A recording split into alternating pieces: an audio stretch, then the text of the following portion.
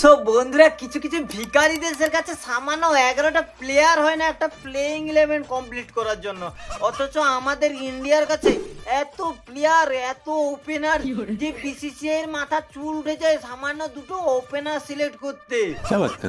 তো কথাটা হলো, এই সামনেই এশিয়া কাপ, তাই ইন্ডিয়াকেও তো প্লেইং 11 টিম সিলেক্ট করতে হবে নাকি? অথচ এই 11 জন প্লেয়ারের জন্য আমাদের লাইনে দাঁড়িয়ে আছে কমসে কম 30 থেকে 35 জন। এবার তুমি বলো বিসিসিআই কি করে সিলেক্ট করবে এত জনের মধ্যে থেকে? ধরো জয়সওয়াল আর শুভমান গিলকে ওপেনিং এর জন্য সিলেক্ট করলো বিসিসিআই, তখন ওদিক থেকে অভিষেক শর্মা বলে উঠবে আমি কি দোষ করলাম ভাই, আমি তো ইংল্যান্ডের সঙ্গে, বাংলাদেশের সঙ্গে, সাউথ আফ্রিকার সঙ্গে খুব ভালো একটা সিরিজ খেললাম, তাহলে আমাকে কেন নিলে না ওপেনিং এ? আবার ওদিক থেকে সঞ্জু স্যামসং বলবে আমি কেন সুযোগ পেলাম না ওপেনিং এ, আমার কমতিটা কোথায়? আবার সাই সুদর্শন উকি মেরে বলবে মানছি আমি টেস্টে ইংল্যান্ড সিরিজে খুব ভালো একটা পারফর্ম করতে পারিনি, কিন্তু এত তাড়াতাড়ি আমার আইপিএল সিজনটা কি ভুলে গেলে নাকি তোমরা?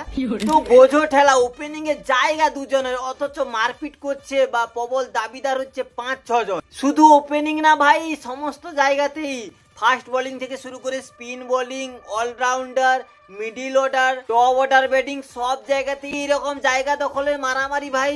তো বন্ধুরা, যা মারামারি হবে সেসব বিসিসিআই বুঝে নেবে, আমার আর তোমার বুঝে কিচ্ছু লাভ নেই ভাই। তাহলে ভিডিওটা কিসের জন্য বানাচ্ছিস শালা? বলছি চলো আমরা বেশি চিন্তা ভাবনা না করে সম্ভাব্য এশিয়া কাপের প্লেইং 11 বানানোর চেষ্টা করি এবং দেখি বিসিসিআই এর সঙ্গে কতটা মিল হয় আমাদের। আর যেখানটায় তোমাদের মনে হবে পরিবর্তন করা দরকার সেখানটায় তোমরা টুক করে কমেন্ট করে জানিয়ে দিও। সো প্রথমেই আমি রাখতে চলেছি জয়সওয়াল, কারণ বিসিসিআই এর ওপেনিং এর প্রথম চয়েস হবে জয়সওয়াল, সেটা আমি 100% জানি, যদি না তাকে এশিয়া কাপে রেস্ট দেওয়া হয়। এবং তার সঙ্গে ওপেনিং করতে আসবে আমাদের প্রিন্সো শুভমান গিল দাদা।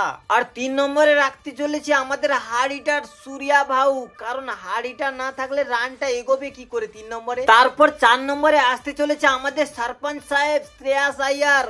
অনেকদিন পর শ্রেয়াস আইয়ারে কামব্যাক হতে চলেছে, খবর তো এটাও আসছে শ্রেয়াস আইয়ারকে নাকি টি20, ওডিআই, টেস্ট সবেতেই কামব্যাক করে নিয়েছে BCCI. Thanks to BCCI Shreyas আইয়ারের দিকে এইভাবে মুখ তুলে তাকানোর জন্য। হয়তো আমার ঠাকুরের কাছে 250 গ্রাম বাতাসা ভোগ কাজ করে গেছে।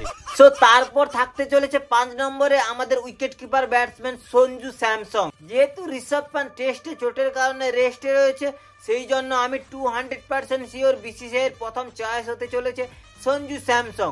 যদিও ঋষভ পান্তের টি20 ফর্ম রিসেন্ট এতটাও ভালো না, ফিট থাকলেও সেই সঞ্জু স্যামসংকেই নিত, আমি জানি ভালোভাবে। তো এরপর 6 নম্বরে রাখতে চলেছি আমাদের হার্দিক পান্ডিয়া। ভাই এখানে কোনো জায়গা নেই, কোনো প্রশ্ন নেই, একজনই দাবিদার, সেটা হলো হার্দিক পান্ডিয়া। তারপর 7 নম্বরে রাখতে চলেছি, এখানে দুজন দাবিদার, অক্ষর প্যাটেল এবং ওয়াশিংটন সুন্দর। তো কাকে রাখলে বেস্ট হবে তোমরাই কমেন্ট করে জানিয়ে দিও, কারণ দুজনই প্রবল দাবিদার। তারপর 8 নম্বরে যাকে রাখতে চলেছি তোমার আমার সবার প্রিয় জসপ্রীত বুমরা, এবং 9 ও 10-এ আর দুটো স্পেশাল সিরাজ এবং আর্শদীপকে রাখতে চলেছি। এবং সর্বশেষ 11 নম্বর যাকে রাখতে চলেছি আমাদের স্পিনার কিং, মিষ্টি স্পিনার বরুণ চক্রবর্তী। এবার ধরো বিসিসিআই 3টা ফাস্ট বোলারের বদলে একটা বাড়তি স্পিনার খেলাতে চাইলো, তাহলে ভেবে না ওই 3 জনের জায়গায় কুলদীপ যাদবকে বদলি করে নিবে, কারণ চ্যাম্পিয়ন্স ট্রফিতে তো দেখেছো কিভাবে স্পিনের জাদুতে সব টিমকে পুরো ধ্বংস করে দিল একদম। দিয়ে ট্রফিটা আমরা নাচতে নাচতে বাড়ি নিয়ে চলে এলাম। কি প্লেইং 11টা কেমন দিলাম? সো যাই হোক বন্ধুরা, আমি তো প্লেইং 11 বানিয়ে দিচ্ছি, এবার তোমরা কমেন্ট করে বলো এখানটার মধ্যে কাকে চেঞ্জ করা দরকার। আর বন্ধুরা, এরকম ভিডিও আমি ফার্স্ট টাইম বানাচ্ছি, তোমরা যদি দেখতে চাও তাহলে অবশ্যই কমেন্ট করে জানিও, এবং কোন টপিকের উপর দেখতে চাও সেটাও কমেন্ট করে জানিও। আমি রয়েছি বানানোর জন্য। এখনকার মতো বাই।